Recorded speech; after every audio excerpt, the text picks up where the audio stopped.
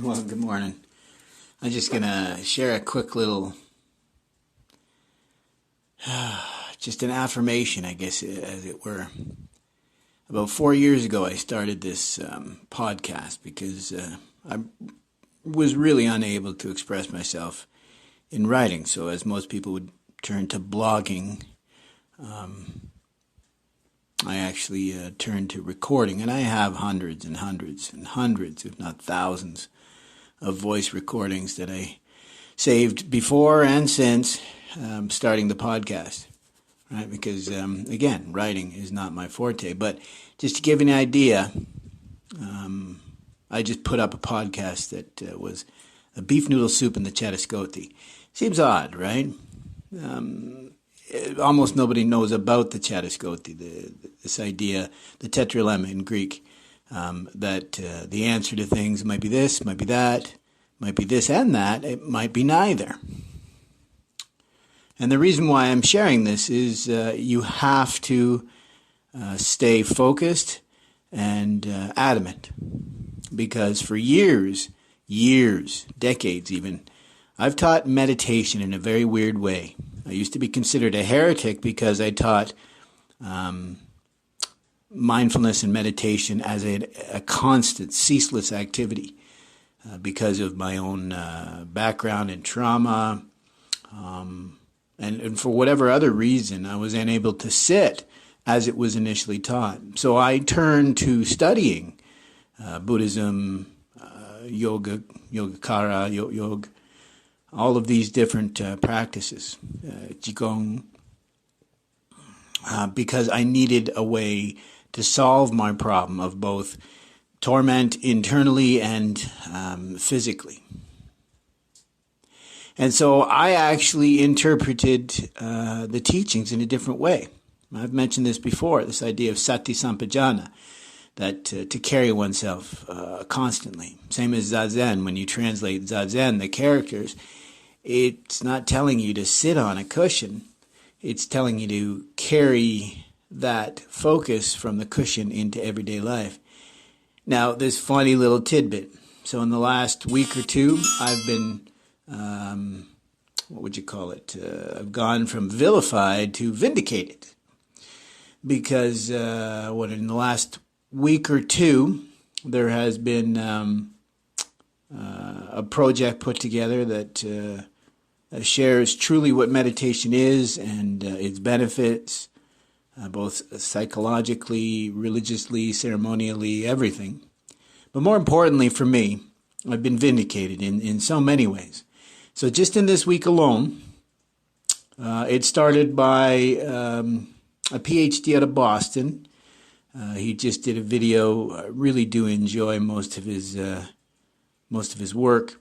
He did a video showing, explaining how I've been right all along, that meditation is not this sit on a cushion idea, that it is sati sampajana, this idea of how to carry yourself through life every day, constantly. So what we've been teaching here in the West is, as I've always said, the basic intro to mind training, jhana, meditation.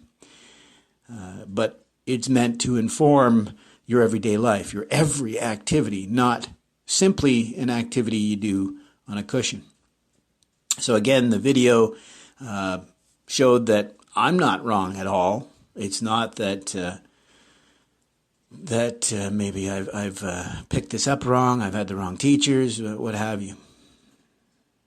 I'm in large part self-taught, but I have had some teachers. And the reason why I mention that, I've had three very particular teachers that I will point to.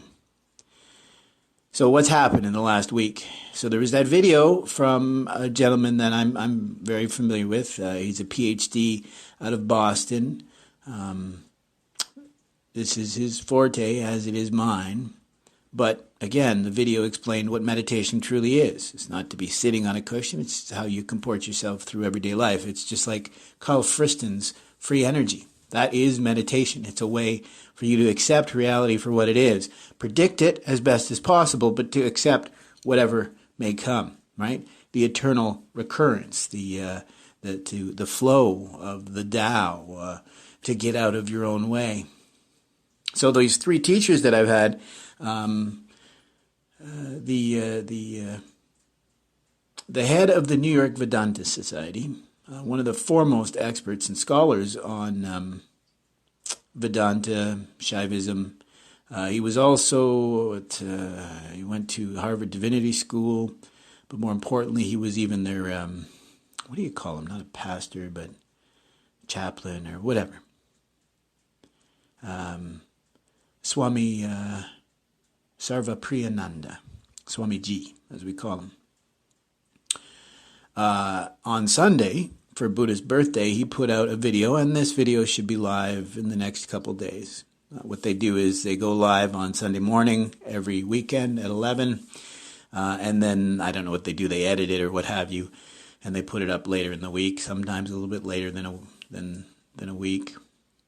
But for his discussion on the Buddha and the Buddha's birthday, it's Vesak, this idea that we've picked a day when we'll celebrate his birthday, his enlightenment, and his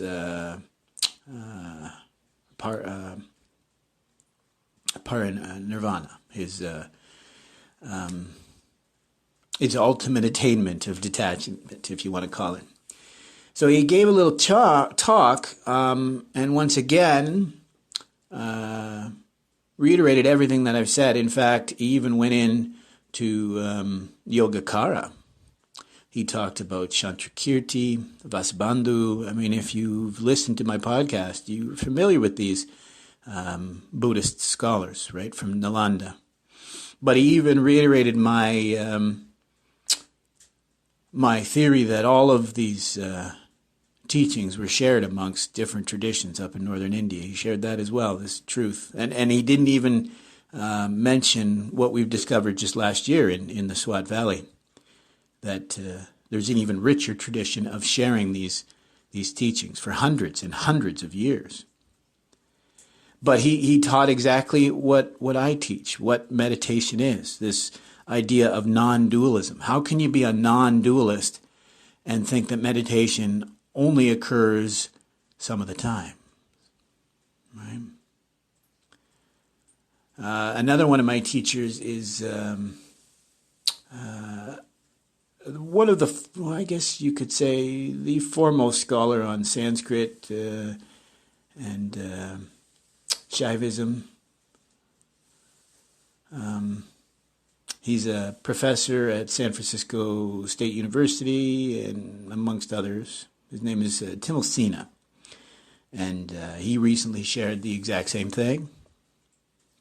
The idea that not only is meditation something that you carry throughout the day, everyday life, but also that this Yogacara tradition informed the Tibetans into Asia, even informed Vedanta, informed Shaivism. And so the final tidbit for me was the Dalai Lama's Vesak message. And he essentially gave a Cliff Notes, a Coles Notes for Canadians. Keep it simple, stupid, for Buddhism. And he taught everything like I mentioned. And even in the last week, too, there was even another speech given at a Vesak retreat talking about how absolutely unimportant it is to concern yourself with reincarnation. But that's a separate discussion. But the Dalai Lama's teaching was, once again, Chatskoti, Nagarjuna, Vasubandhu, these Yogacara, the catuskoti, right? The fact that it might be this, might be that, might be a combination of the two, or it might be something else altogether that we just don't know. We just don't know. So Swami Ji in New York gave a speech on Sunday all about the catuskoti. He even mentioned it. The Dalai Lama gave his speech about the catuskoti and logic, doubt, reason, suffering, and how it all ties together. Didn't mention the catuskoti. Timosina, talking about this idea of maybe there's no separation between all of these traditions. But I've mentioned this before. I prefer the way he actually explained it to me personally when we were talking about this shared teaching, because that's what Swamiji spent pretty much the entire Sunday talking about. This confusion between Vedanta, Shaivism, Yogacara, and Buddhism. Right? So that's why I call myself a Yogacaran, and why I lean heavily towards Vedanta and Shaivism, because my tradition of Yogacara has kind of disappeared, as it were. But Swamiji spent Sunday talking about how it is resonant. He didn't mention some of the terms that I've mentioned it before, this Amala Vijnana, this perfected self, which he would call Shakti.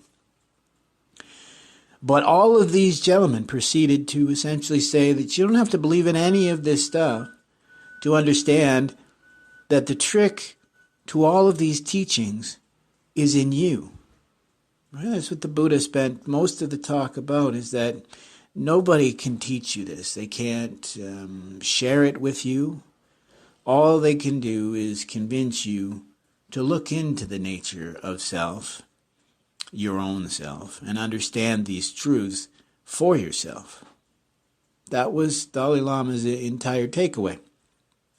I love that too, because his name is Tenzin Gyatso, which means ocean of wisdom. And I've mentioned this before, my own name in Gaelic actually means essentially similar to that, but it pronounces as ocean.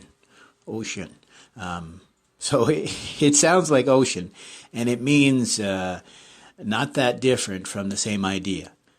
Ocean is the idea of great spiritual power, a being with great spiritual power. So not somebody with any sort of magical powers. So this ability to remain focused, to remain aware throughout life's daily activities, challenges, sufferings, whatever you want to call them. That's the true, I guess you could say, the true distillation of the teaching, right? It doesn't matter if you're good or bad. Just understand that it's all about cause and effect. So whatever you want to happen, you must choose how to proceed based on those truths. So you don't have to believe in no self, but you do have to understand that selfish choices, ignorant, closed-minded choices actually tend to increase our suffering. So in the end, after 4 years of sharing this podcast, not really knowing where I was going, just sharing what is meditation, what is healing, and what is in it that attracted me to this protocol from the very beginning. And what is it? It's literally what the Dalai Lama talked about. He opened up his Vesic talk by saying that a lot of philosophies have shared insights and wisdoms, but what makes Buddhism so rare and special is that Buddha actually asks you to make sure, right? Trust but verify in his message, in his protocol, in his healing. Understand that you have to personalize it, but also remain, what's the word I'd want to look for here? Well, you have to embrace doubt because, as I said earlier, doubt is guaranteed. Trust is not. Right? Faith is not guaranteed. Suffering is. So, since we already know what's guaranteed and what isn't, it's, once again, this idea of gaslighting yourself, in a sense. Highlighting the positive, or remaining hopeful, leading with trust, even in the face of doubt. Right? But on that, I just thought I would share my best wishes at Tashdalit for this special weekend that we just had. It's a holy day, a holiday. And it's funny because it fell the weekend of Friday the 13th, which is my holy day. I consider Friday the 13th a very special day because that's the day that makes me realize that I'm not the weirdo. Everyone else is. It's Friday the 13th that I walk around looking at other people, right? Kind of like Jung said, where people say they have no religion, yet he sees them go about rituals and ceremonies on a daily basis. And that's the exact same way that I feel. So many people talk about being irreligious or not being superstitious. Because I joke there are many cultures that are still seriously superstitious. But unlike those cultures, the West won't admit how incredibly superstitious they are. Right? I've mentioned the source of Friday the 13th. And maybe it's because I learned the source, right? Because as a young lad, I was really into some of these mysteries, the Templars, the Aztecs, the Bermuda Triangle, these ideas. But because I was learning them on my own, I didn't realize these were mysteries without a solution. I treated them all as a mystery that just needed some logic, some reason, some solution applied to it. And so in the end, I actually did realize there were some answers to some of these questions, right? And sometimes the answer is, I don't know. And we may never know. Right? Because I see people every day spinning their wheels because of something that has no answer, possibly may never have an answer. And rather than accepting that truth, they continue wasting energy on trying to find an answer. And I guess that's really the biggest takeaway. I always thought my biggest contribution would be explaining, what mindfulness really is, carrying it through everyday life. But it might be this idea of doubt, right? Because what is it in me that has allowed me to arguably live a life of abject suffering and what have you, but to still feel blessed and hopeful, right? To be subject to some of the darkest drives in the human spirit, and yet still see, or at least not lose all faith in the potentiality of the human creature. I know that sounds weird, but you know what I mean. What is it, like Viktor Frankl, right, survives concentration camp and still remains hopeful? What is it in the human creature that allows us, actually not allows us, what is it in the human creature that we create our greatest anything? Our greatest selves, our greatest ideas, they all come from strife, from challenge, from torment, right? It's always this joke that comedy comes from great suffering. And that's not untrue, but we forget that almost everything in life comes from this because, as Nietzsche said, all great pleasure must have its roots in great suffering. Because how can you reach the heights without knowing, the deepest lows? But on that, I guess I'll leave it. I meant it to be quick. It sure heck wasn't. My apologies. Hope you have a wonderful day. Best wishes.